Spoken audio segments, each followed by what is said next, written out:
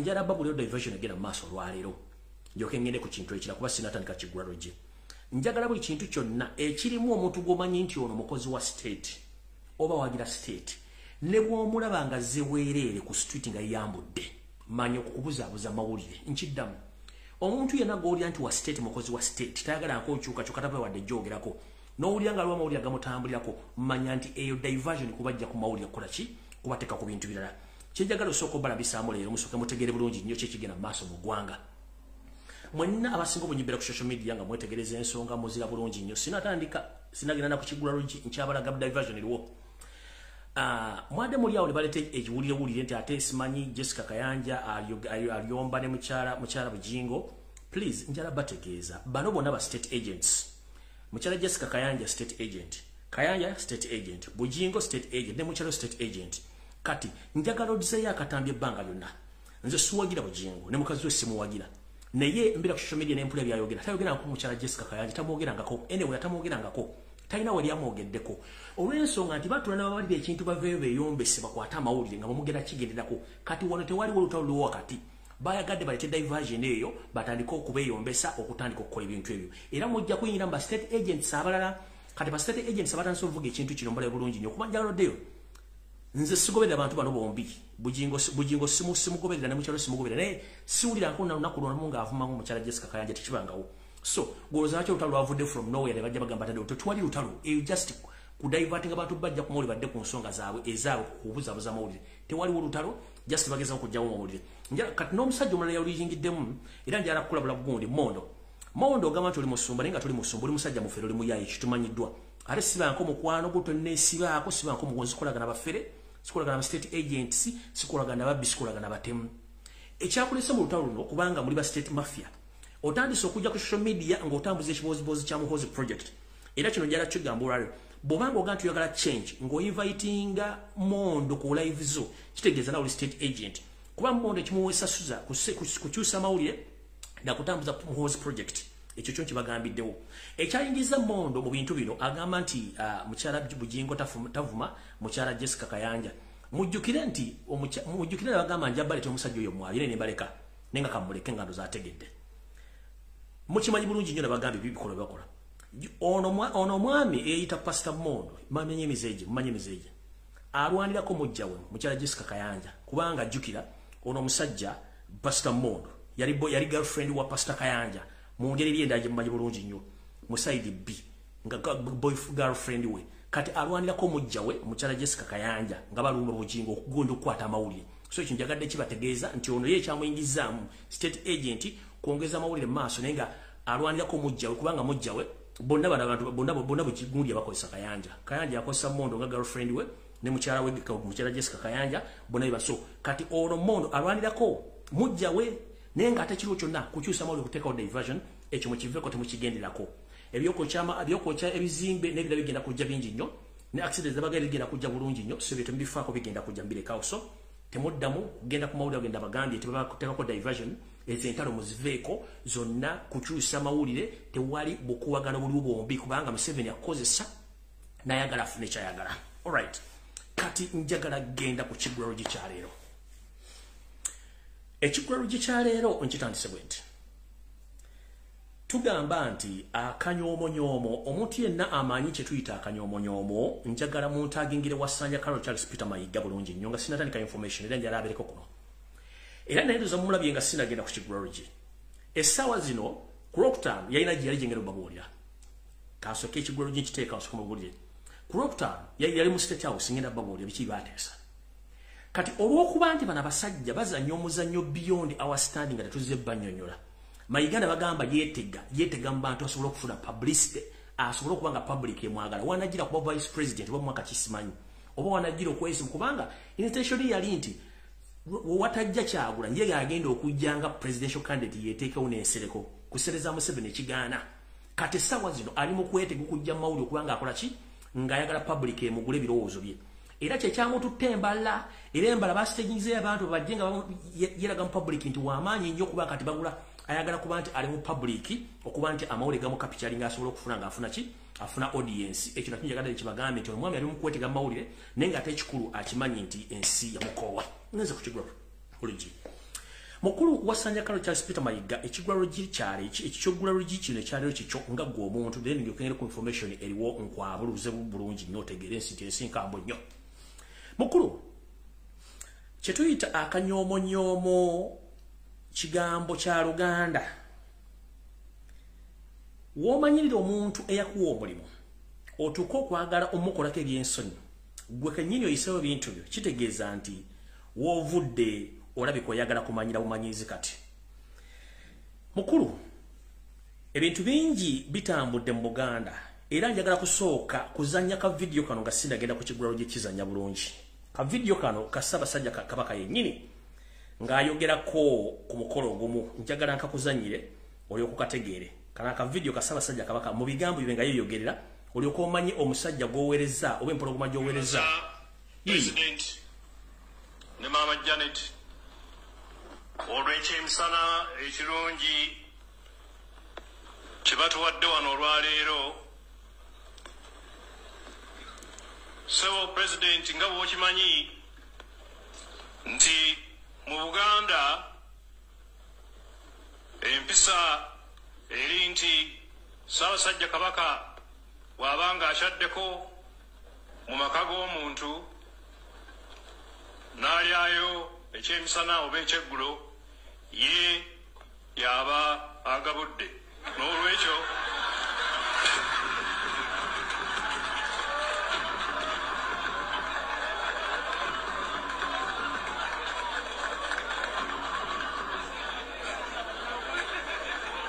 njagala okusiima abo bonna abatasobodde kujja wano kunneebaza okugabula olwaleero.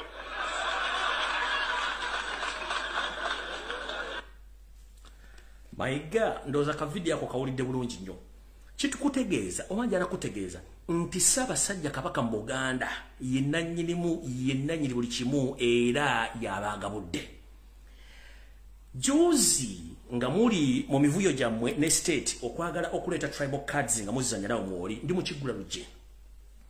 Mukama oyo Sseeto Tobasira mutabani wa Karekezi yasetinga eyayita Chief Justice Winnie Doti najja nakola tribal statement gyakola ng'agamba nti Ssaabasajja Kabaka baamutwala Bulaaya mu nnyonyi y'obupangisi obukulembeze n'agenda okufuna obujjanjabi mu ggwanga lya Germany ekyali ekyamu n'enzija netegeeza eggwanga. Ne tumuwaliriza ajje yeetonde. Kye mwakola mwategeera bulungi gwe kennyini wategeera oba simanyi nti bw'okimanyi kuba kikulunze sikunenya kuba oli musajja Munyarwanda. Njagala Abaganda bategeere nti omuntu bw'aba akozizzaako omusango tasobola kujja mu maka go kwetondera abaana bo nga gwe toliiwo. Kiti kibayita ekiyumba munyale.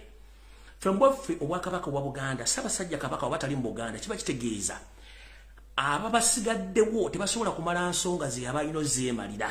Okitegeera kati gwe ne mukama oyo Seeri mwasindikiriza Winnie Doti ajje yeewozeeko oba yeetondera Obuganda ne system gyagana okukola nti yeetondera Ssaabasajja oba yeetondera Abaganda.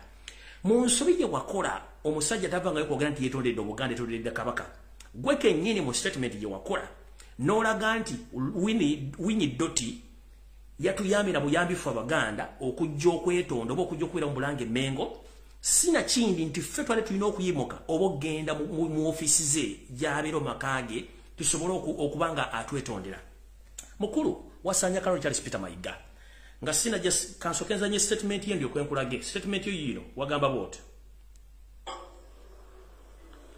oboolyawo ffe twandibadde tugenda gyali yandibadde ayinza n'okugaa nti mujje twogeremu olw'ekifo kyalimu naye olw'okuba ye yasazeewo okwetoowaza ndoza kikolwa kirungi era kanjiddemu mu nnyumba enkulu eya Buganda Bulange Mengo gwe n'ogamba nti Winnie Doti yasazeewo okukola kyamaanyi okujja okwetonda oba okwogerako n'eri Obuganda nti yatuyambye buyambi senga ate okimanyi nti eba nsobi omusajja omukulu okujja mu Buganda okwetonda nga z'okwetonda taliiwo n'ogati omusajja atuyambye. Kitegeeza mukama we omuli amudde olukwe eyakuwa obuyinza n'abukujjako n'obulemeramu okyagenda mu maaso n'omunyooma ke tuyita akanyoomonyomo. Eno statement yo ejja kubayo ebbanga lyonna. Wulira kanjiddemu nga sinagenda ku nsonga ndala. Era oboolyawo ffe twandibadde tugenda gyali yandibadde ayinza n'okugaa nti mujje twogeremu olw'ekifo kyalimu naye olw'okuba ye yasazeewo okwetoowaza ndoza kikolwa kirungi era alright Sebo wagamba nti Ssaabasajja Kabaka yeyandibadde asituka n'agenda wawinyi ddolo ayogereko ne bamwetondere. Eyo nsobi kye tuyita akanyoomonyomo. Kati olw'okuba nti oli musajja Munyarwanda ne Museveni musajja Munyarwanda mwajja kusaanya Obuganda ne Banyarwanda bannawe mwajjako bizinesi Abaganda ze bali bakola emmengole muziwa abasajja Abanyarwanda okukola mu Buganda. Wano waliwo okutandika okunyoma Obuganda mu ngeri entegeka obulungi. Ngenda kuzanya ka video kano ndekengere ku program ya tulese. Ennaku zino ekitibwa kya Buganda bwe kizanyibwa wantu wona ku mukolo. Abantu abamu abeeyita nti bakolagana Buganda ng'ate ba mafia abatayagala ku Buganda. Ekitibwa kya Buganda bwe kiyimbibwa ate nga bakola bizinesi za Buganda nga Baganda benyini mwabajjako bizinesi gamba nkutereka evulu.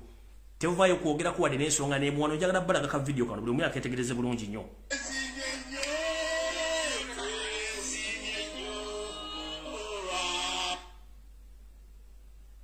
Wait a minute, Monide Okato. Monide Okato.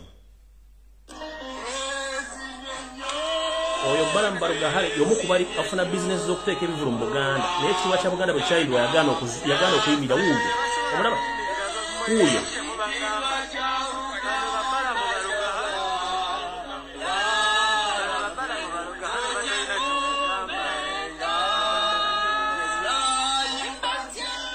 Sigenda kuwanvu ya mboozi ya Balamu kubanga yomu kugoma business z'okutegeka empira gy'amasaza n'enkuuka ku ssente z'Abaganda ne bayimba ekitibwa kya Buganda n'atasituka.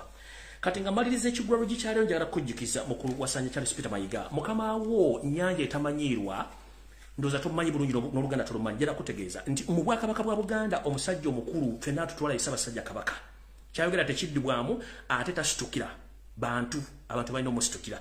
Ssaabasajja Kabaka luzzi oluzi terusitukira muntu abalukimako oba balunywako basituka okuva mu maka gaabwe ne bajja basena ku mazzi ne bagenda. Ekyo njala kikujjukiza. Ssaabasajja Kabaka magulu nnyololere mutabi w'okubiri luzzi terusitukira banywi abanywi balina odusitukira okujja okukimako amazzi ne bagenda. Ekyo maze kikutegeeza. Kankuzzeeyoko mu 2017 mu 2017 waliwo bulungi bwali musajja mukulu otegeera n'abakyala wa Bungereza Elizabeth yajjako mu Uganda ku mukolo ogwa Commonwealth. N'ayagala nnyo Ssaabasajja Kabaka amusinkane amubuuzeeko.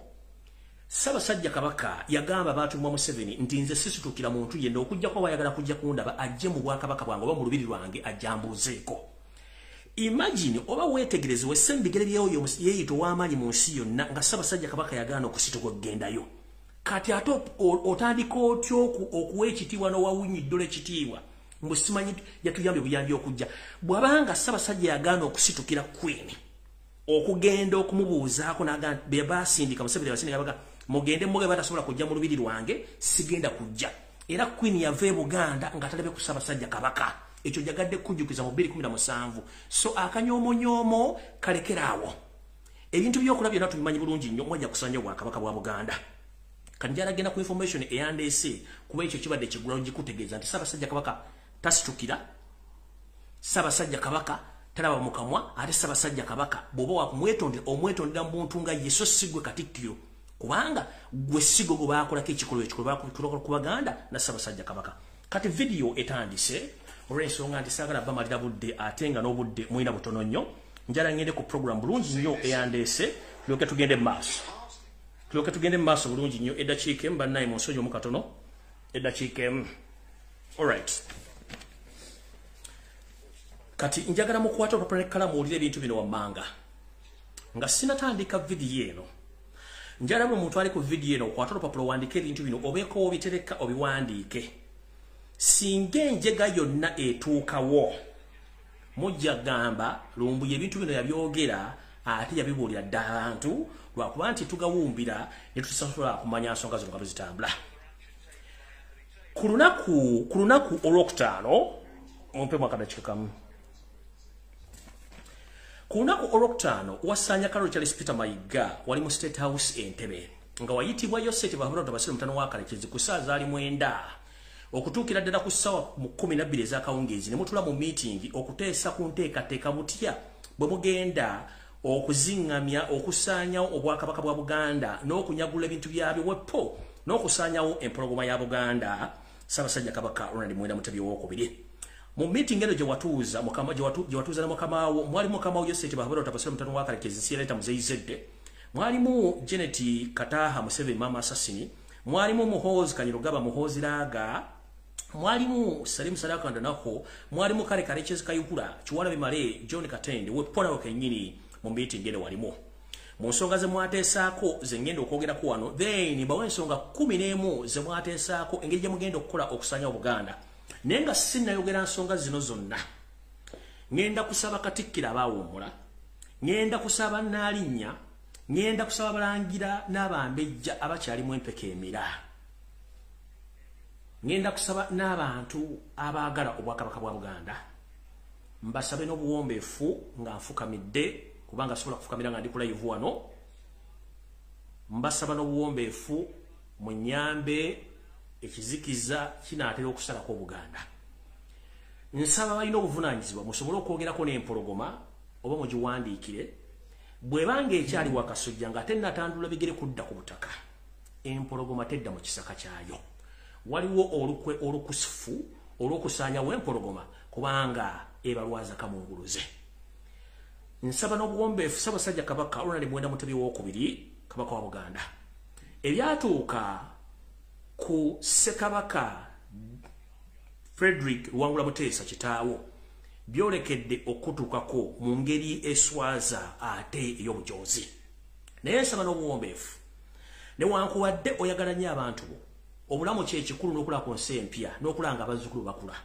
nkusaba n'obuwombeefu bw'obanga okyali gy'oli nkusaba basajja bakulu bakubuulire ekyekigenda mu maaso mu ggwanga ez'okuba toliiko Ssaabasajja Kabaka todda mu kisaka kyo todda mu lubiri sigala gy'oli lwakiri ebintu byonna tunabikwasaganya naye nga toli mu Buganda nkusaba Ssaabasajja Kabaka yonna gy'oli todda Buganda enteekateeka bataddewo ya myezi 4 olina okuba nga toliiwo so nsaba mwenna abantu abali eyo mutegeeze Obuganda mutegeeze Ssaabasajja Kabaka mubamulabyeko enteekateeka gyengenda obasomera egenda batiisa era nsaba bekibanga kyekisoboka mutegeeze Ssaabasajja Kabaka tadda mu kisaka kye tadda mu lubiri lwe lwaki twagala omulaba kubanga Buganda bwonna ne Uganda yimiridde ku ye bana batamanya ngambo kutta tebakina mbuzibu kubanga yenteekateeka mu meeting yabaddeyo ku Lwokutaano okuva ku ssaawa 9 mpaka ku ssaawa 12 ebyange bwente bwe byogera ne mulowooza nti omuvubuka ono aliko emmandwa naye ng'ate emmandwa gyensamira oba nammwe gye mumanyi eya Buganda nange yenkozesa emirimu gino nandibadde nina ebintu bingi nnyo ebyokukola naye njagala ntandike ensonga eno bwete ku lunaku Olwokutaano wiiki ewedde oba wiiki eno gye tugenda okukuba emabega saa zaali mwenda zennyini ez'akawungeezi okutuuka ku saa 12 wasanya Kalo Charles Peter Mayiga n'ekibinja kye baatuuka mu State House Entebbe okuba nti bagenda kwogera ku nsonga ezigenda okujja Obwakabaka bwa Buganda n'okugjawo empologoma yenniini ogimiza omusu mu meeting amanya agalimu nga babuulidde bulungi sigenda gaddamu era bino bibyateesebwako munnange mu meeting eyo malotuula nga bateesa ku nsonga zino wammanga engeri gye bagenda otandikamu okutegeeza n'okukumaakuma n'okutegeka Abaganda singa mission yaabwe eneba etuukiridde mu myezi 4 okuva onjogera ebigambo bino nga bamaze okujjawo Ssaabasajja Kabaka wa Buganda Ronald Muwenda Mutebi II nga amaze omumisa omusu nga akiridde ezira kumwa ensonga eno bagidiscussinzeko era ne bagikkiriziganyako nti bagenda bikola oluvannyuma obutasukka myezi 4 okuva ebigambo bino byogerera nga bulijjo bwenjogera ebigambo bino basobola batera obikyusa naye eno yenteekateeka namutayika gye babaddeko mu meeting nga bagenda tandika okuteekateeka Baganda mu ngeri yonna esoboka nga bagenda okugjawo Ssaabasajja Kabaka bwepo n'okutandika okukola bye baali baagala okutandika okukola Yoseri Tibahabula Otabasira Mutano wa Karekezi mu meeting eno yagambye tetusobola kujjawo Mairoland nga Ssaabasajja Kabaka Ronald Muwenda Mutebi II akyaliwo obanga akyali mu Buganda era n'agamba nti empologoma oba Ssaabasajja Kabaka gwe muziziko oguli mu nteekateeka ye namutayika ey'okutwala ettaka lya Buganda n'okusaanya Obuganda mu ngeri yonna esoboka so balina kusooka kujjawo Ssaabasajja Kabaka era basobole okukola enteekateeka zino so nga bulijjo tebagenda kuva eri nti oba bamukuba amasasi nga bulijjo nga badde bakola kinedda ate era n'embika egenda kubeera yanjawulo mu genge gye bagenda omubikamu bw'anaaba nga bakoze ki bamaze omujjawo so no enteekateeka eno yagiwadde emyezi 4 okuba nti bakoze ensonga zino baziggyeewo mu ddiiro ng'empologoma zo gijjawo bino bye bintu ebyateeseddwako mu meeting ebigenda okukolebwa mu ngeri y'okuhandolingamu Abaganda singa bana bamaliriza enteekateeka eno Twitter handling wa preparing Uganda ye mission Museveni gyatandise nayo era n'agamba ati mission eno erina okuggwa mu bwangu nnyo bwa myezi ena ensonga ziri 11 katandike n'ensonga esooka yino Yoseri tibahabura tabasoma mutano wakalekezi yagambye tugenda kukola enkola eya Apollo Kagwa gye yakola mu ngeri yemu bagenda kweyambisa Charles Wasanya Kaloli Charles Peter Mayiga Mr. Alagide okuba nti anoonyereza okufuna betuyita ba caretakers abagenda okubanga batwala maaso Obuganda mu ngeri eno kukuba nti bagenda okuteekebwawo okuba nti bebagenda okubanga balabirira Obuganda nga omuntu yena gomala batadde ku namulondo kuba batagetinga nnyo Semakookiro naye nga Semakookiro bagenda kumuteekawo nga kigumaza ente essa ngeri nkoto wa kiyungu nolowooza nti eri kumamu mu kyoto kumbe eri mu kussa emmere ekona naye nga omuntu omutuufu agenda okuba mu Bwakabaka ng'afuga agenda kubeera omusajja omutolo David Wasajja ngera managing bakatikkiro Charles Peter Mayiga yita katikkiro wepo n'akakiika k'Abaganda ke bagenda okubanga balonda abagenda okukola ensonga eyo nga nenga David Wasajja yagenda okubeera nga acting Kabaka naye nga ye mulooza bataddeko Semakookiro nga Kabaka naye nga ate ekikulu kiri nti bo basazeewo kye bagenda okukola ekyo ensonga eyokubiri mu bunambiro nga nenda bugisimufungize bw'abaana amala okukola ekintu kino balina okuteekawo balina okutebolinga oba balina okuteeka ebbago lyabwe ku mmeeza mu Parliament ya Uganda okutandika okuteesa kuteeka ery'okugyawo kye tuyita Maryland ne land ownership mu Uganda wepone mu Buganda wonna era mu kino bagenda kuba bajjawo buli kimu ekyetaagisa okuba nga kijjibwawo nti Buganda ebeere nga tekyasobola kuba nti eyina ettaka nga n'abantu baite balina ttaka wepone okusaanyawo ebyapa byonna eby'ettaka mu Buganda n'okujja obwannannyini bw'ettaka mu Buganda singa mission eno nebeewedde bulungi ensonga eyokusatu caretakers oba abalabirizi abagenda okubanga bakola ensonga zino bajja kuba kwatagana mu ngeri yonna n'abantu bannaabwe abagenda okubanga bava mu state okuba nti basobola okuba nti bakwasaganya ensonga zino n'embeera yonna ereebegguse mu Buganda okuba nti bakkakkanya abantu ba Buganda okuba nti basobola kuba nti beekumamu ogutaaka okusinziira ku mbeera eneeba etuusiddwawo ng'amaze okugyawo empologoma bataddewo bajjeewo Maryland wepo n'okusaanyaawo n'okugjawo ebyapa by'ettaka byonna mu Buganda nga Yose ye nannyini ettaka ne famire ye nga bwe bajja okusaanyaawo Obuganda ensonga eyokuna bino byonna nga bitabinnabaawo Yose yagambye nti nno tulina okukola ekisoboka mu bwangu okulaba nti ebyokwerinda byonna ebitongole byonna ebyokwerinda bijja kuba bikolaganira wamu okuba nti biteekebwa mu bitundu byonna ebya Buganda okuba nti biteekebwawo okukuuma emirembe wepo n'okukakanya ebbugumu ly'Abannayuganda Abaganda bagenda okubanga beekalakaasa oba basuubira okubanga beekalakaasa ebitongole muno mwe muli amagye mwe muli military omuli SFC ISO ne CMI okuba nti bagenda kubanga bakolaganamu n'abantu abamu Bulange Mmengo okuba nti bagenda kubanga banoonya abantu basekinoomu abagenda okuba nti bawumamu omutwe okuma ku bantu ba Buganda bagamba nti bagende beekalakaasa mu bubuga bonna obukola eggwanga Buganda oba mu bubuga bonna ebitontone bikola eggwanga Buganda babenga batandika okugjawo omu ku omu nga bwe zandibadde empajiruwaga ezandibadde zigaba Baganda mugende mwekalakaase so ebitongole bino bigenda kubanga biteeka amagye poliisi okuba nti bateekebwa mu bibuga ebyenjawulo mu Buganda okuba nti bagezaako okukakkanya pressure n'okugjawo abo bonna betuyita ba spearheads oba abantu badde bakuŋŋaanya Abaganda bagamba nti twekalakaase basobole okubanga babajjawo omu ku omu nga nenda bugisimufundize nga bagenda kuba badeployinga mu bitundu ebyenjawulo era ebitundu ki bagenda okuba nga badeployinga bagenda kuba badeployinga mu cultural sites mu bifo byaffe ebyobuwangwa bagenda okuteekawo amagye bagenda kuteeka ku mbuga z'amasaza zonna wepo n'embuga z'amagombola zonna mu Buganda era kino ndooza mukirabye abayita mu Buganda ku masaza gasinga obungi gatandise okudeployingibwako amagye abayita ku magombola gasinga obungi gatandise okutwalibwa amagye ekyo nakyo mugende mukyetegereze bulungi nnyo era nga n'amasiro g'ekasubi nago gegamu ku bintu ebigenda okuba nga biteekebwako amagye n'okuba wapona embiri n'ebitundu ebirala ekyo maze okiwulira bulungi ngenze ku nsonga namba 5 yagenze mu maaso n'agamba nti ba influential people oba abantu ab'omuzinzi mu Buganda bagenda kuteekebwa mu nnyumba nga tebafuluma kyetuyita bagenda kuteekebwa under house arrest abasajja ba Kabaka n'abazaana ba Kabaka abalina omuzinzi mu Buganda bagenda kuba bateekebwa mu nnyumba nga tebafulumamu ngera tebakkirizibwa kwogera n'omuntu yenna kakuba ku ssimu kukola ki ekyo tuyita house arrest nga tokkirizibwa kutambula okwogera n'omuntu yenna kubanga basuubidde nti abantu bano bagenda kuba bakozesebwa okuba nti bagenda kuba bandi baddenga beyambisibwa okuba nti bakuuma ku Baganda okuba nti batandika obutagondya amateeka. So abantu bano bagenda kubateeka under house arrest okuba nti Museveni yeewala ebiyinza okuddirira nga abantu bano boogera n'abantu okuba kumamu omuliro ogutaaka basobole okuba nti bamobilizinga Abaganda okulwanyisa ina kyemalira n'okulwanyisa abasirikale abana bali mu plani ez'okusaanyaawo ensonga nga bw'enzogedde waggulu. So abantu mmwe abakyalinawo muzinzi mu Buganda okuli bakatikkira abaawummula abasajja b'amasaza n'abasajja ba Kabaka ab'ekyama mwegendereze nnyo entambula yammwe n'endya yammwe kubanga muteekeddwa nnyo okuninga okuba nti muyinza okugibwawo oba ng'ekintu kino kiguddewo okuba nti muteekebwa mu mayumba gammwe nga temugenda kuvaawo. Eno y'ensonga ey'omukaaga. Museveni yagambye nti okukola ebintu bino byonna tulina okuteekawo kye tuyita okubuzaabuza mu bantu bano n'obbaawulamu. Yagambye we must create more divisions within the Baganda and we must create diversions and stunts in order to disconnect Baganda from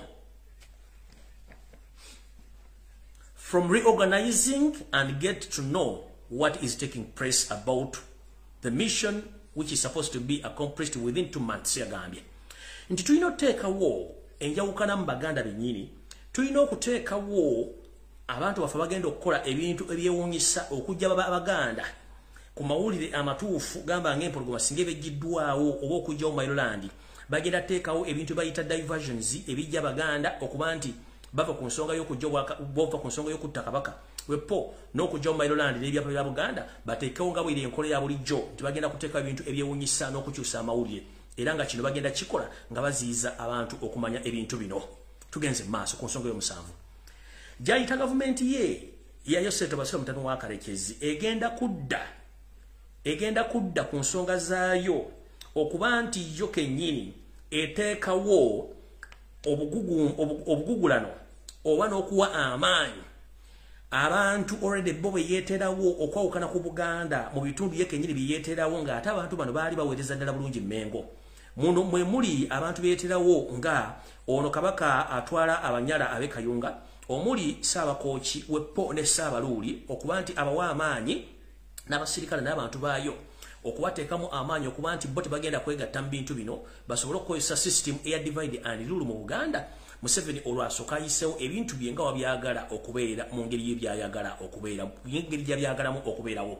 Era kino yagambye singa kinaasobola okukolebwa mu myezi 3 okuva kati kijja kuba kimuyambye nnyo okuba nti kyonna kyagenda okukola already Kayunga, Kooki ne Buluuli already bo abama yamaze ddobajja mu system ng'amaze okukozesa divide and rule system okuba nti tebasobola kwegatta ku mugendo ng'atolede balina abasirikale balina n'abantu basobola okuba nti bakola ensonga zino. Yagambye nti if we can manage to handle this situation within the period of 3 months, then we can handle the situation and we complete our mission. Tugenze ku nsonga namba 8. Ensonga namba 8 yose gye yagambye nti gavumenti ye ey'ebiraka etaliwo kubanga Lobinza yabba Bobbi egenda kuteeka ensimbi mu bikolwa oba mu mikolo gyonna egigenda okukolebwa mu Bwakabaka bwa Buganda gino gisobole okuba nti gibuzaabuza oba okujja amaaso ku nsonga ye kennyini gy'amanyi nti gyagenda okukola mu Buganda. Era nga kino bagenda kikola nga bayita mu wasanya Kaloti Charles Peter Mayiga ne bamafiya banna abali Mmengo okuba nti bakola activities nnyingi nnyo naye nga zonna ziri state funded ku ssente Museveni z'abataddewo okusobozesa okuba nti bajja basiba katambaala abantu ku maaso bave mu bintu biri balowooze nti ebintu bigenda mu maaso mu ggwanga. Mmengo kennyini yebikola naye nga ate ssente zigenda kubeera za Museveni ng'amaze okuggyawo Ssaabasajja Kabaka n'okugjawo emitwe emikulu gyonna eginaaba gisobodde okukola ki okuba nti gikuba enduulu. Muno mwe mulina okuba nti Museveni yagambye tulina okuba nga tukola bukubirire okulaba nti n'abakulu b'ebika bonna abali mu Buganda tubateekamu ensimbi empya n'enkadde basobole okuba nga tebalina kye basobola kukola dde okwogera ku nsonga zino singa baba nga ekintu kino bamaze okukikola bulungi. Zezo nno enteekateeka na mutayiike za Museveni. Ku nsonga namba 9, ebitongole byonna eby'amawulire mu Uganda bijja kubeera nga bimaze okusasulibwa ensimbi empya n'enkadde okuba nti bijja kuba biwa amawulire gonna nga Museveni bw'anaabagambye nga biki ebigenda mu maaso mu Buganda. Ebimu tebigenda kwogerwako, ebinabyogeddwako bijja kwogerwako matankani ng'empale za Ssentebe Mutano wa Kalekezi ensi era temuzezedde ensanga bisibe era ng'omuntu agenda okukola omulimu guno nga bulijjo agenda kubeera wasanya Carol Charles Peter Mayiga yagenda okubanga akola omulimu guno okusasula TV yagenda okubanga asasula TV radio stations wepone ba presenters bonna ne ku social media okuba nti bakola ensonga zino ez'okujja abantu ku mulamwa era bagenda teekawo n'ebigambo bingi nnyo nga mwala bawinidde tebamusindika okwogera ebigambo ebyo okubuzaabuza n'okuteekawo obugulumbo okwawukanya na Uganda okuba nti banyigiriza Obuganda nga muti bagenda kwogera ekino kirekedde bulungi nnyo gibuvudde katono nnyo era mudde nga ntandika mu kigula bikyalero nga wasanya yeebuzaabuza nga afukaana abantu gonna amazzi nenge ensonga agimanyi bulungi nnyo tugenze ku nsonga 10 eyo namba 10 mu meeting eno bana bakkiriziganyizza kyenkanye nti bagenda kukolera wamu obutassa mukono okulaba nti mission eno oba ekigendera kyabwe kino kituukirizibwa mu myezi 4 okuva kati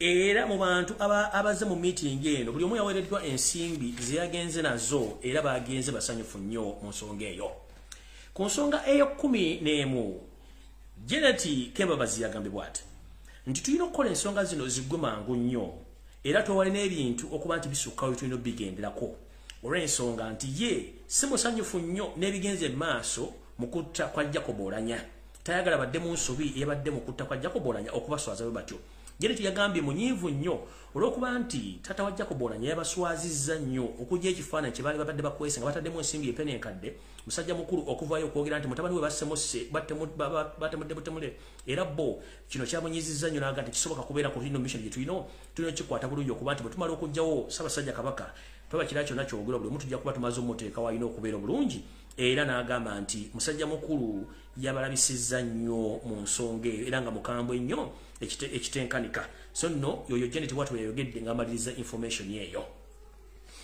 kati njagala genda ku nsonga endala ensonga ezo nga nzimaliriza zonna 11 muziwulidde bulungi nnyo kansule nti muziwandiise bulungi nnyo bwe mumala okuwandiika ensonga ezo muziwulidde bulungi nnyo ebigenda mu maaso mbiraba wasaanya okuva jjo ali mu kutambula yagenze mbala basetinza abantu be agula kye tuyita popularity bulungi nnyo nga bateekateeka okukola ekikolwa kino ekyo nga kiwedde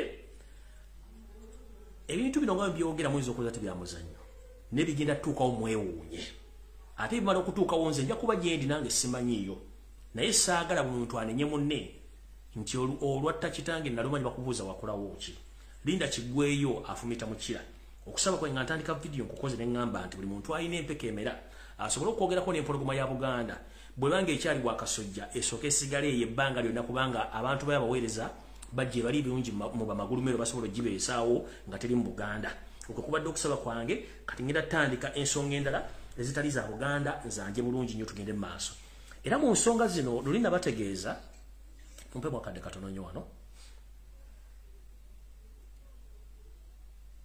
mu nsonga zino lulina bategeeza ku bintu ebigenda mu maaso mu Uganda ne mbategeeza nti n'ensimbi ez'ekifere ezigenda mu maaso mu Buganda nnyingi nnyo ne mbategeeza ku nsimbi ez'emitwalo 2 ezigenda mu maaso zibagaba nga ziva ewa Salimu Sale ezizimu ku nsimbi ezitandise otambula katale zonna zibagamba ndoza muzimanyi bulungi nnyo mwegendereze nnyo sente ezo zitambula ezo sigenda zirwako nabalaganako emitwalo 5 nako kebakola era nako katambula nako njagala muketegereze ezo nazo sente ziri mu saturation zitambula muzira bulungi nazo ziri mu saturation zitambula eyo naye saagala bbalu isaayo njagala genda ku information endala eri bweti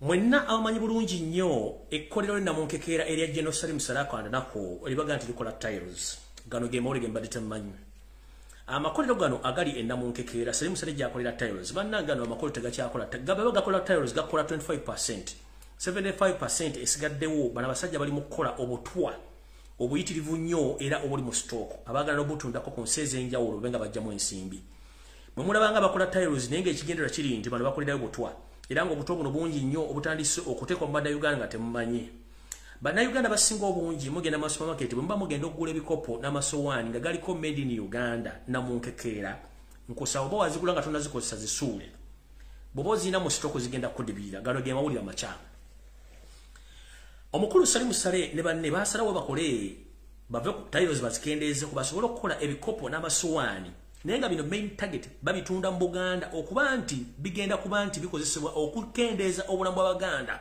mu Buganda nga mukimanyi bulungi nnyo nti ebikopo bino by'ebbumba bw'oba otaddemu kyayayo kyanga bakikoze nga kidesigning bulungi kiyinza n'okubanga kireeta ekifaananyi kyo oba okukyusa kkala.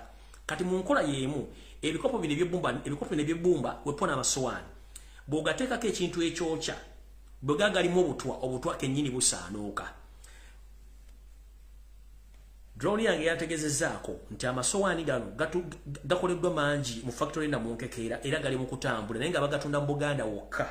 Ng'oluteekamu caayi oba oluteekako emmere obutwa buno buli activated. Yensonga lwaki mulaba Abaganda bangi nnyo batandise okulwala kansa. Abaganda bangi nnyo batandise okutuka omu ku omu babagamba kimu nti omuntu yafudde kansa oba organ failure nga temumanyi.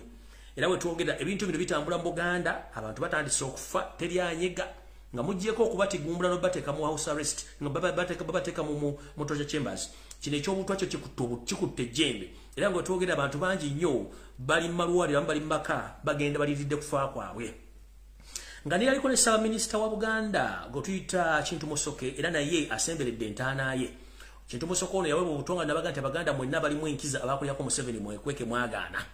Kintu Musoke ono yaweebwa obutwa n'atwalibwa mu ggwanga lya Kenya okufuna obujjanjabi mu ggwaddiro lya Aga Khan Hospital era ne bamulemererwa ne bamugamba onadde waka obudde bwe asigale nga bumala mu kusaba Katonda we eyamutonda. Era mumulya nti yaliko Ssaabaminisita wa Uganda Kintu Musoke yakkiridde zira kumwa temwewuunya ki ekimututta olw'ensonga nti munnange naye yaweebwa obutwa n'abalamu nnyini abakyazunga ku mikolo nga mulya gyobera temulina wammwe namwe mwegendereza nnyo emikolo gye mugendako kubanga eno ensonga yakulya nakukola ki nakomba sowaani.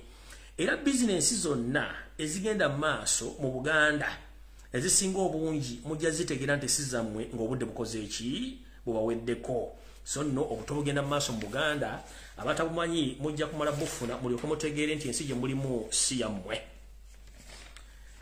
Alright. Njala genda ku nsonga endala. Ensonga endala yiino. Nfunye amawulire olwaleero njagala gabalaga bulungi nnyo mutegeere. Mujjukira bulungi nnyo omusajja ono Hassan Kirunda. Oyo gwe mulaba Hassan Kirunda oba Kirunda mumumanyi bulungi nnyo oyo. Wait a minute. Mumumanyi bulungi nnyo oyo Kirunda.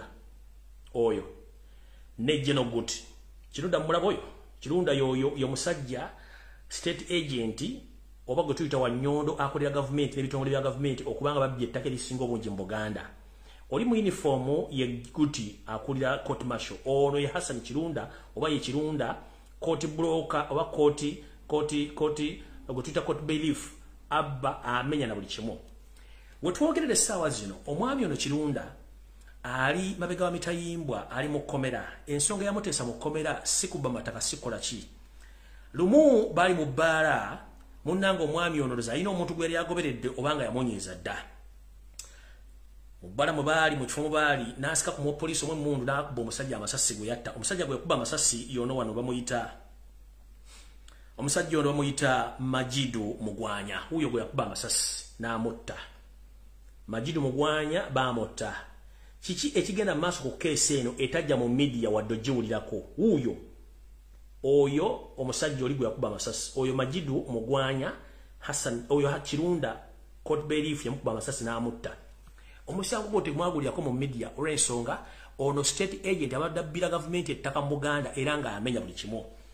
Tunajjukira bulungi nnyo nti ono Kirunda y'omu ku basajja abadde bajja babba ebintu n'okumenya n'okutwala amataka g'abantu. Anajjukirwa nnyo mu kutwala ettaka lye Lusanja.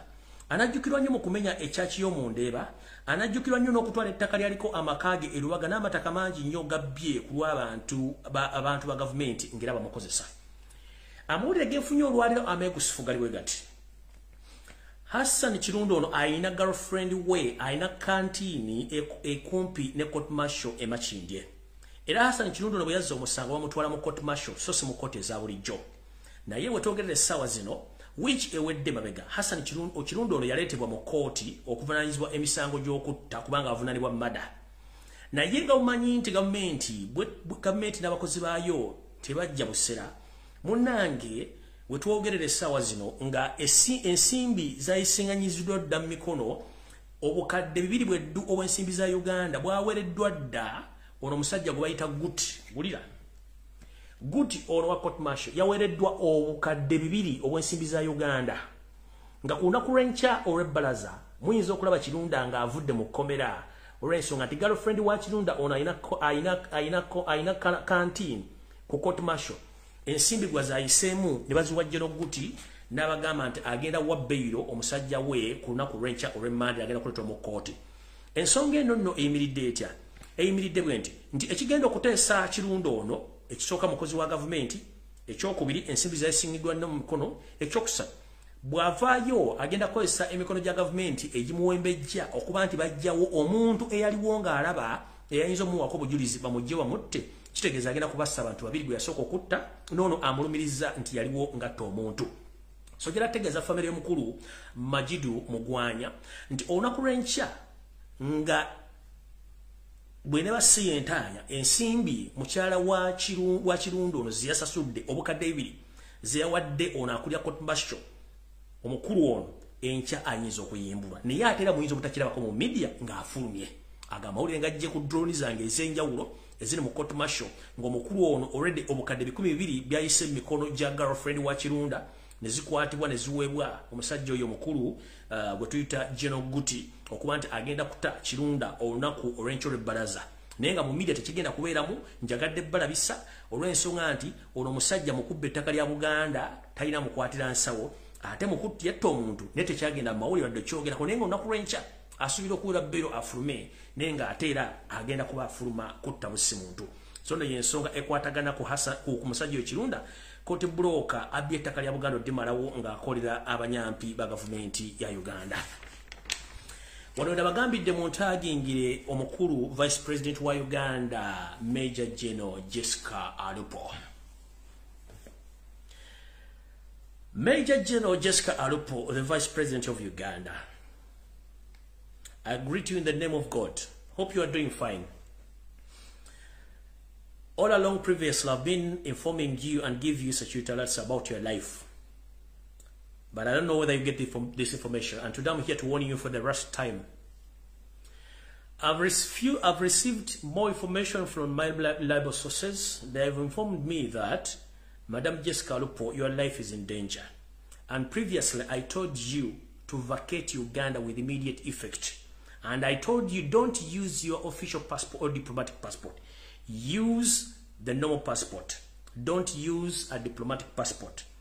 But before you leave Uganda, please, I ask you or I beg you kindly, they are going to assassinate you. But if possible, resign. If possible, resign. If possible, resign. If you don't want to resign, then get out of Uganda before it's too late, but don't use your diplomatic passport. Previously, when I warned you that you are going to be assassinated or be poisoned, now they have changed from poison to another plan of assassination. Here is another alternative plan of assassination. Recently, Vice President, you have been so silent and you have been doing nothing. So as we speak, Yosetiba Haburota by the son of Karechezede and his son Mohoz Kanyarugaba. They are planning to make you busy, or you are going to be shaded with we are going to be given a lot of work moving around the country, but using what? Using the taxpayers' money, but at this time they are going to give you more tasks to complete, but you're going to be transported by using aeroplane. So they are going to sacrifice one aeroplane so that that aeroplane can crash as they did to General Galanga, and they finish you once for all. So Madam Jessica Alupo, I'm warning you for the last time.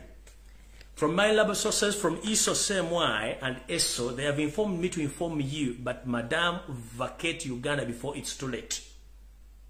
They are going to use state machineries. They are going to make you busy, but they are going to use helicopter or chopper, which is going to be taking you across the country, but in the process, that chopper or that aeroplane will crash immediately. You won't want to survive, as they did to John Galanga.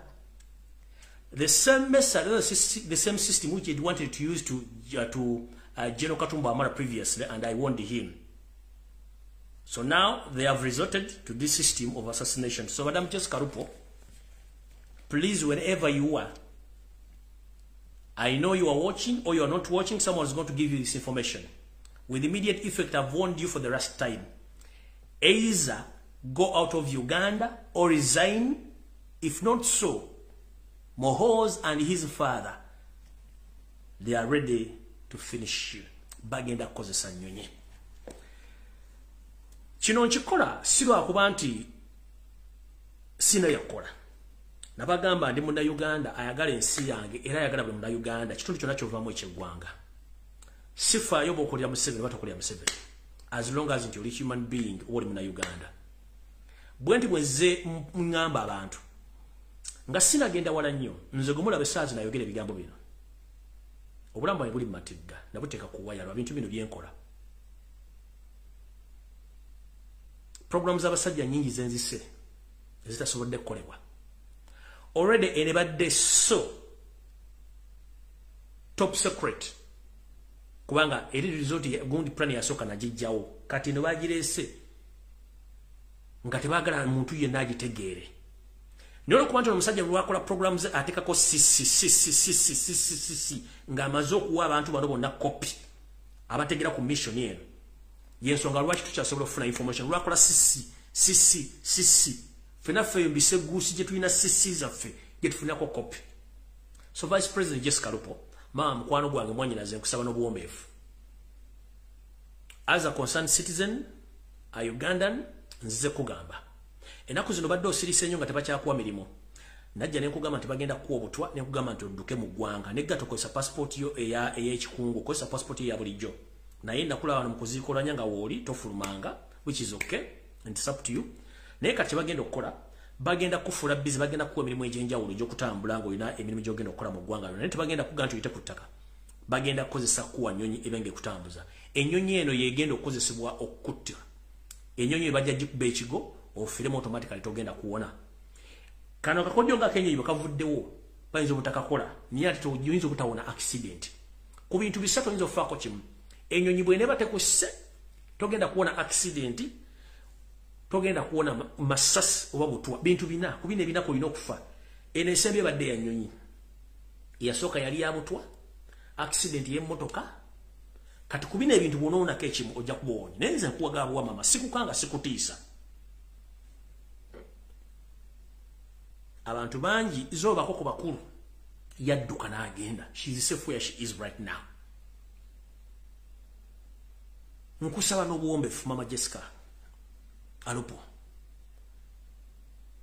Bana basajja tobamanyi. Si mikwano gyammwe. Gino si mikwano gyammwe. Jessica Alupo, whenever you are, I'm warning you for the last time.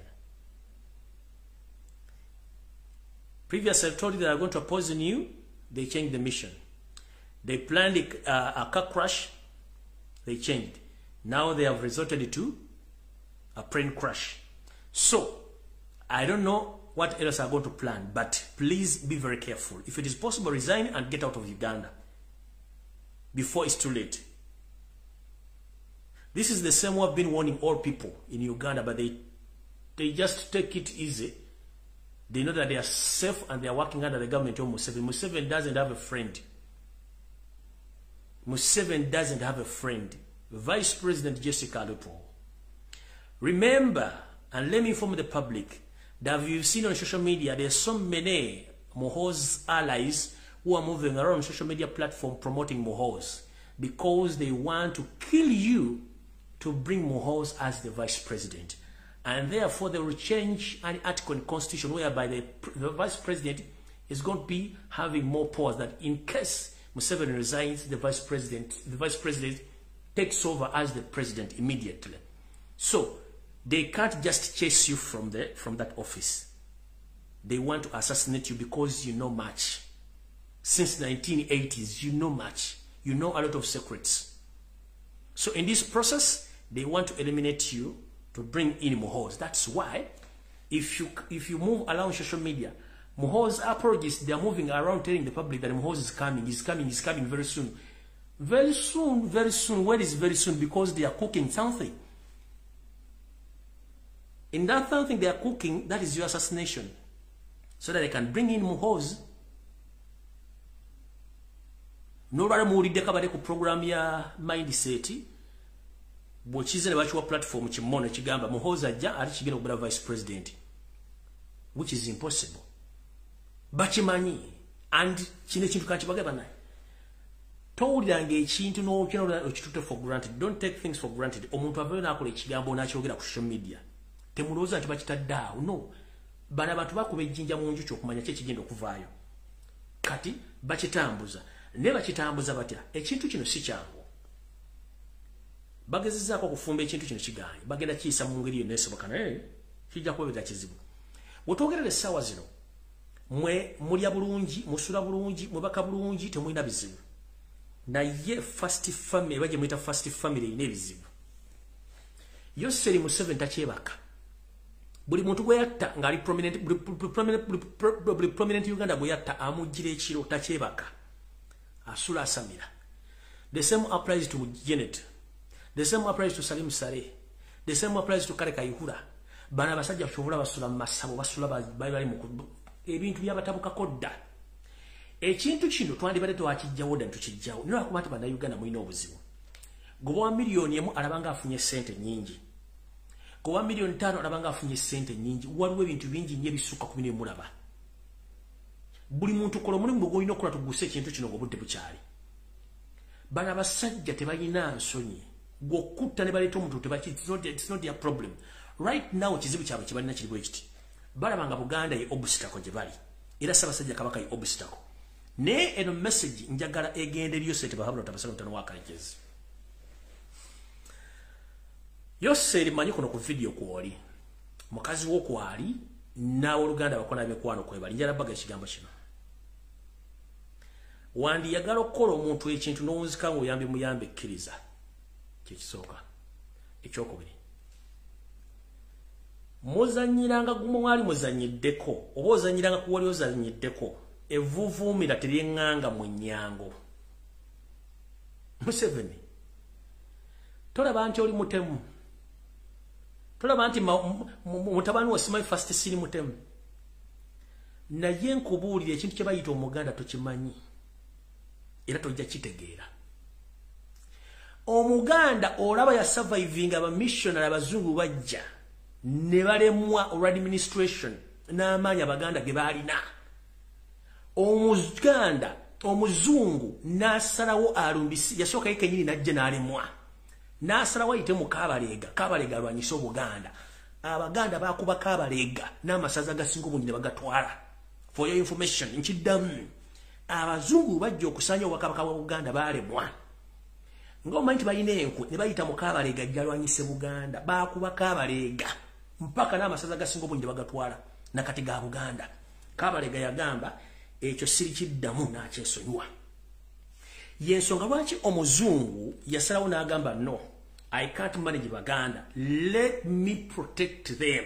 That's why they say that Buganda is a protectorate. Mwene mukifuula Uganda was a British protectorate. Nkiddamu njala bategeeza betu mbitegeere. Ensonga lwaki Buganda oba Uganda si kolone ya Bungereza bagifuula protectorate. Nonti nti yali Uganda yonna. Ekintu kyali nti Buganda yalemesa omuzungu okutwala eggwanga Uganda nga protectorate ye. Nga kolone ye. Kolone lyetwale oba kolone lyetwale omuntu omugwira wanajja n'abajjako buli kimu n'abateeka mu system ye n'abajjako buli ekyetaagisa n'abafuga nga bw'ayagala. Ekyo tuyita kolone. Protectorate ye muntu okujja n'abayingiramu n'alemwa n'agamba kale mugaanyi nti ye kati nyokuba nti nze ndina advanced technology kati kamba kumbe bukuumi nga bwe neetegereza system yammwe. Kati okukuuma obukuuma bukuumi kye tuyita protectorate. Era kyobula ne system zonna ezifuga Ebungereza bazikoppa ku Buganda. System zonna ezifuga ku Bungereza bazikoppa ku Buganda. Okuva ku mwami w'ekyalo ow'omuluka ow'eggombola owessaza okutuuka mu lukiiko lwa Buganda okutuuka ku Ssaabasajja Kabaka yonna system bagikopa bukopi mu Buganda. Kati yose bwabanga omuzungu yalemwa okujja Buganda nefuka just protectorate ne tujja abazungu ne bagamba tibagenda kuwa Uganda independence mu mutima omulungi. Sir Edward Mutesa n'agamba kale katukirize ebitundu oba endagaano ya lukumwenga kale katukirize ebitundu bigatte ku Buganda mu mutima omulungi. Buganda ne surviving obote nga abazungu bamuyitamu ne bakozesa system ya divide and rule yawula mu bantu ofuge era ne bakozesa obote okucyankalanya Obuganda okutuuka okulumba olubiri lw'emmengo n'okuwangangusa Ssaabasajja Kabaka Daudi Ssekabaka Frederick Mutesa ne bagenda bamutire Bungereza. Obote bamukozesa okukola ekintu ekyo. Kati basibo ne banye bakambadde bulungi nnyo. Ekigambo divide and rule kigize ku Museveni. Museveni asoma mu bitabo bya Obote. Museveni asoma mu bitabo by'abazungu bino akola revision. Abazungu basobola okuleeta system eyo ne bagikwasa Obote. Obote n'agisomesa Museveni. Kati Museveni ali mu bitabo by'abali byasoma. Naye nga system eno yajja okubabega ng'ejja ekola naye ng'eremeseddwa. Abazungu basooka ne bagireeta ne balema. Ne bagikwasa Obote nga tumaze okufuna independence. Obote kyeyakola kwe kuggyako mukamu president esooka w'eggwanga Kabaka Mutesa n'ajja n'akuba olubiri n'amalodo okuba n'alusaanyaawo ne Ssekabaka n'adduka mu Bungereza era ne bamulumba ne bamuttirayo ne battawaanya Obuganda okutuuka olwaleero Museveni waabusanze. Still wali kye baakola mu bitabo bye basoma era naye byalimu sebo era tusobola kusaanya Obuganda ne bw'onookola otya. Bwale mu omuzungu yayina omugemera wala naawe ayina emigemera wala naye ng'ati toli munnansi wa wano tolina kyogenda kukola. Kati kansooke nkuliremu wajja mu Buganda ne tukuwa obulombolombo n'ennono ne tukuwa n'ebyaffe n'omala n'obyeddiza. Abaganda tugamba nti amazzi gakulukutira gye gaali gakulukutidde. Nkiddamu yose Abaganda tugamba nti amazzi gakulukutira gye gaali gakulukutidde. Ekitegeeza ki? Kitegeeza nti ebyaliwo oba ekyali kibaddewo kikyasobola okubeerawo. Nti kati goboloza nti gwosinga ogenda kusaanya Obwakabaka bwa Buganda kijja kuba kizibu Obwakabaka bwa Buganda bwaliwo. Ebyafa banga byakuddingana bijja kuddingana ate bigenda kuyisa bubiggwe. Kyenvudde kuga nti bantu bangi bazze okusaanya Obuganda balemeddwa kati gwe ku myaka gyo nga n'entaana ogisemberedde. Gobaga nti ogenda kujjawo Obuganda n'empologoma ogijjewo. Ndabanga akoota mu Gaalumonde. Olw'ensonga nkugambye nti amazzi gakulukutira gye gaali gakulukutidde.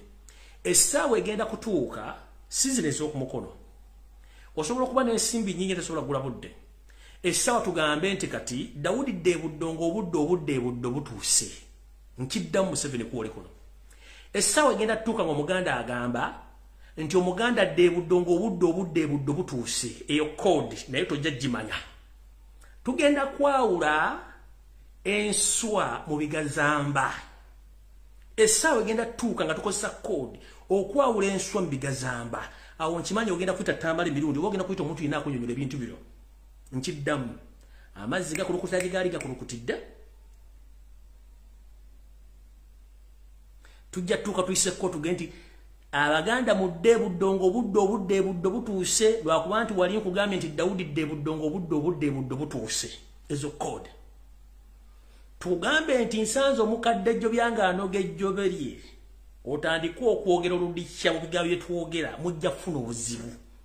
Mututambaale nga kyemututambala mukimanyi. Bwe bakakutanda okudduka ate toyitawo opangisa. Era bw'obanga ogoba musajja munno lekanga mwezi n'akozza. Mukulu odduka nnyo naye ojja kutomera.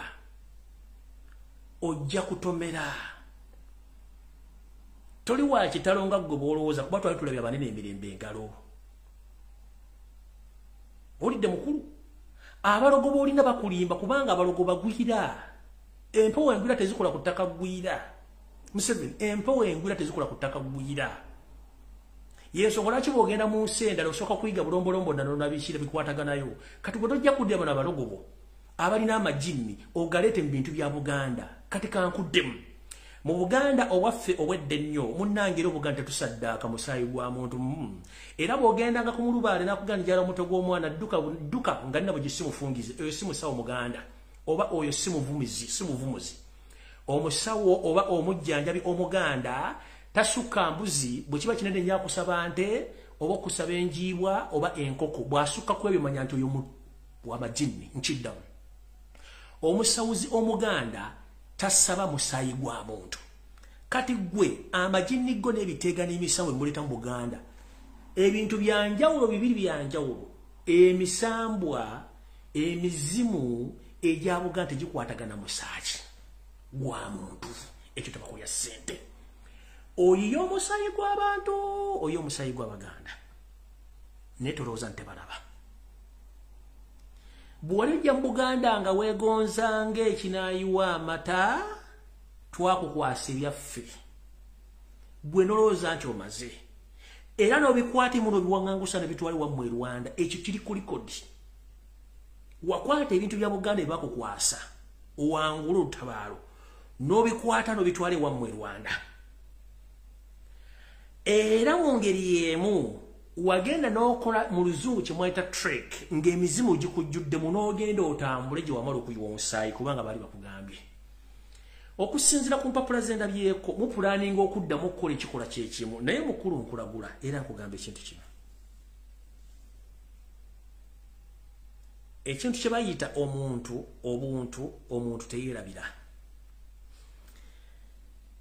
ebintu byonna byokola bikole ng'okimanyi Omuganda tayiwa musaayi gwa muntu Omuganda yiwa musaayi gwa kisolo naye Omuganda omusaayi gwe yasembayo okuyiwa yaguyiwa ku muzungu na munyolo obalabanga abataliiwo essaawa zino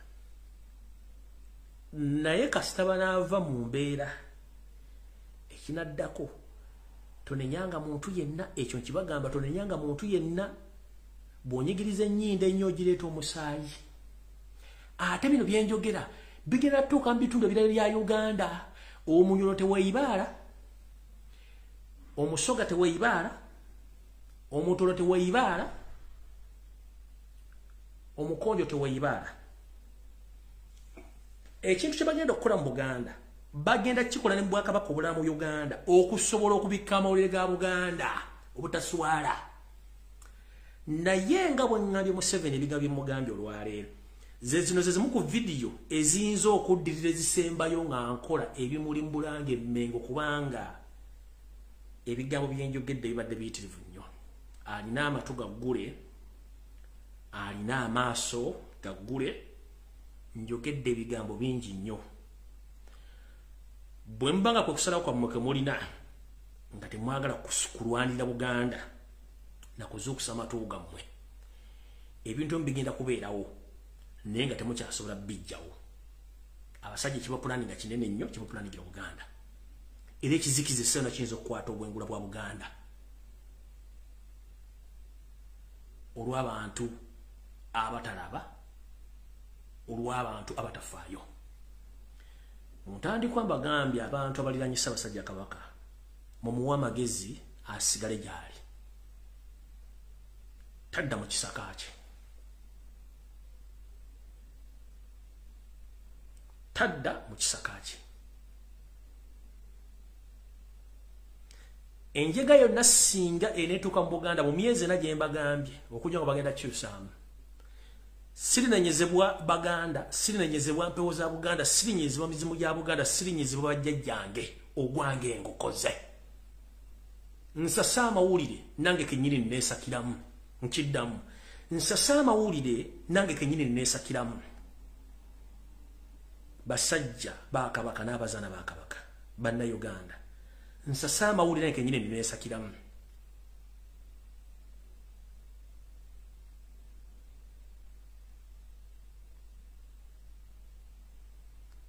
naye ndowooza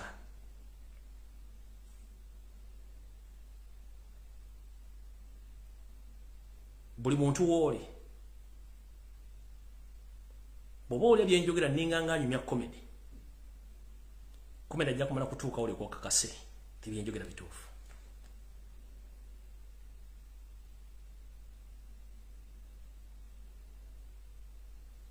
bwembanga muyina eyita Katikkiro nga asobola okuyisa amaaso mukama we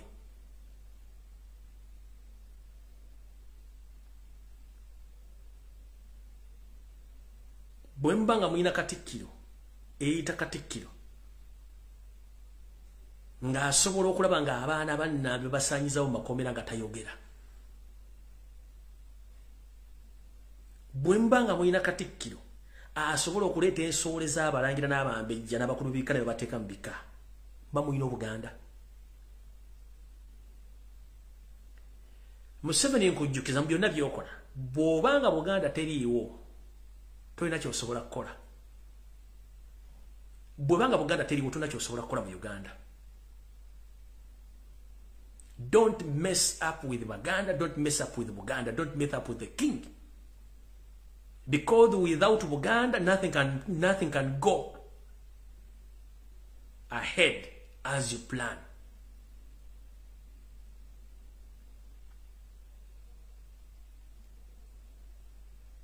Zino zizimu ku video zenyizo okubanga ngenda semba yokukola.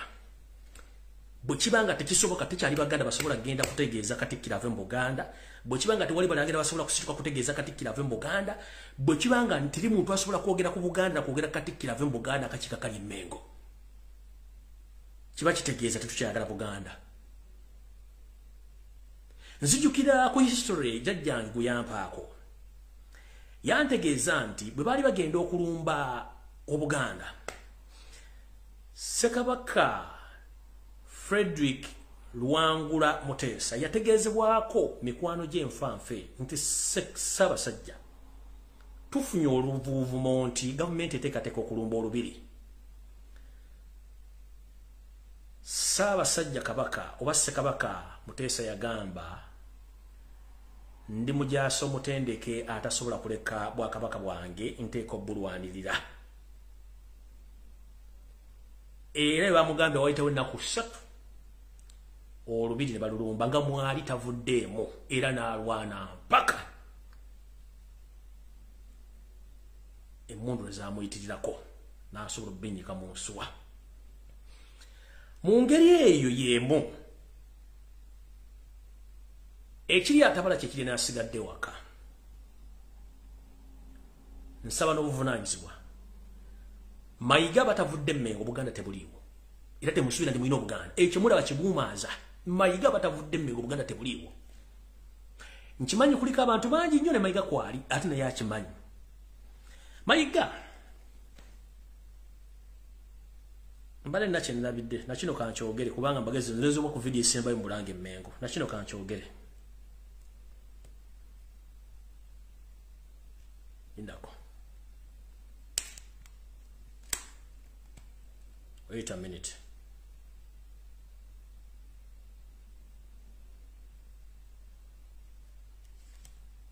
Oninde okatono.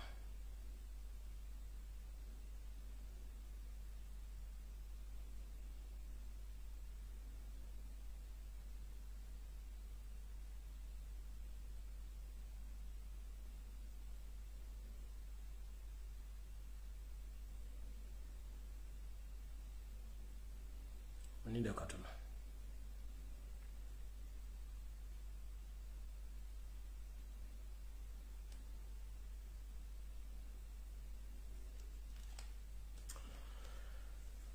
Charles Peter Karoli Mayiga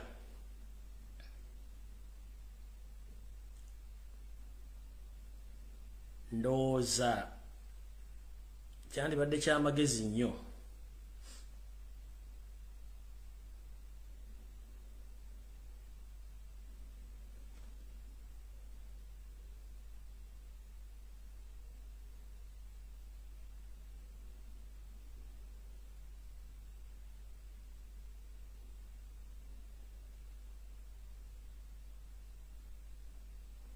kankirekera olunaku olulala. Kankirekera olunaku olulala ndowooza. Nina wano naye kankirekera olunaku olulala.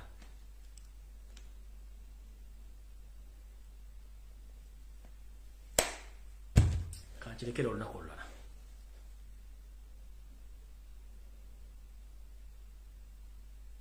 Kankirekera olunaku olulala naye nga bw'oyina ekikola kye wakola ng'okikoze mu Bulange Mmengo eri abakozi bo omu ku bakozi bo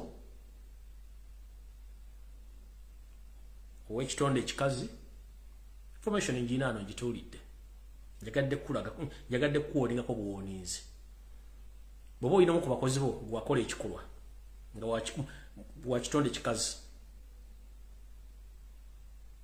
oza kankiteeketeeke Sande ejja kankiteeketeeke Sande ejja nkibuulire ensense ekitegeere kubanga naawe totulekera otuvuga speed kanaye kangenda kuvuga speed kankireko kwene video rally ekoze eki video wetu sawa kanjiri nja wiche ejja kankibasuubize ngenda kikola ya ngabo tuvuga speed nanyi ngenda kuvuga speed kati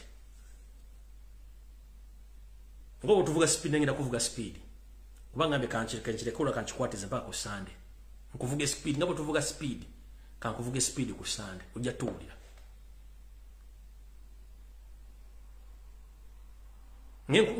Justin kusuniddeko katono ku kikola kye wakola okimanyi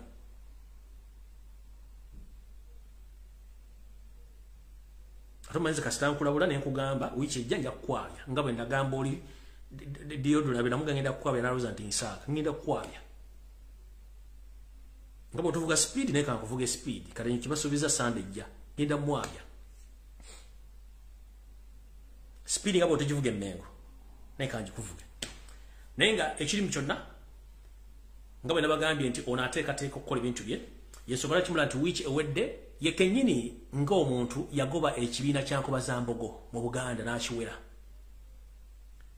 bw'ala bigenda bimwononekera ng'alina ekintu kyagala okukola nga y'okwezimbako ekikomera yagenze mu masomero n'ateekayo ba agent bateeka kukuŋŋanya abantu muno n'akuteekawo kibiina kya Nkobazambogo ekiki era ng'omukulembeze wakyo yogoba nabagalako wiiki ndoza mwezi oguwedde mabega yalinga akola ekibiina kya Nkobazambogo azimba amagye agage within Buganda azimba ebintu ebimu within Buganda ku ssente za Buganda ku buyinza bwa Buganda naye bwe mutajja mayiga Mmengo na bino bire byenkola mba nkola bya bwerere ekyo nkitegeeza abalangira n'abambejja n'abantu ba Kabaka bwe mutajja mayiga Mmengo Obuganda tebuliiwo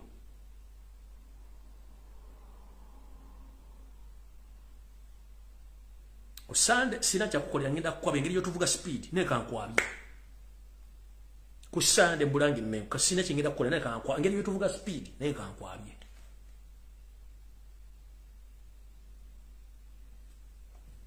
nenga mchona nga mfundika video eno ngenda kusaba abooluganda bakola bemikwano abalangira n'abambejja basava ne banava mutuyambe mukole ku nsonga z'okujja omusajja mutajja musajja Mmengo enteekateeka mwazudde meeting gyabadde mu ku Lwokutaano kati agula budde agenda yezimbako ebikomera n'ebweru wa Buganda afulumye agenda akola by'alina okukola buli kimu akikoze era mujja kitegeera naye nga mmaliriza njala bagaliza okubeerayo kulungi ne Ssaabasajja Kabaka Mukama akuwangaaza akukingirize naye okusaba kwange nkutaddemu mukuwulidde bulungi nnyo bano kye bapulaninga n'ebiri bigenda ogenda maaso bajjajjaffe mukuume Buganda mukuume Kabaka mukuume abantu ba Uganda ne bannayuganda mwenna nange nga bwe nkuuma naye bwe neekuuma nga ne Katonda bwankuuma tujja sinkana olunaku lwalona mu wiiki olunaku lwalona sigenda bba olunaku ntikuma olunaku guno tujja sinkana olunaku lwonna lwenaabansazewo okudda kuba nkyalina ebintu byeneetegereza n'embeera y'obudde gye neetegereza nkyalina embeera y'obudde gye neetegereza bulungi nnyo nkyagyetegereza so gye ndi ngenda kubeerayo naye nga munsabire nga nange mbasabira nga bwetusabire Obuganda ne Uganda awulidde tegeeza munno Mukama bankumira takumbira mpeera enkeera Wheraba.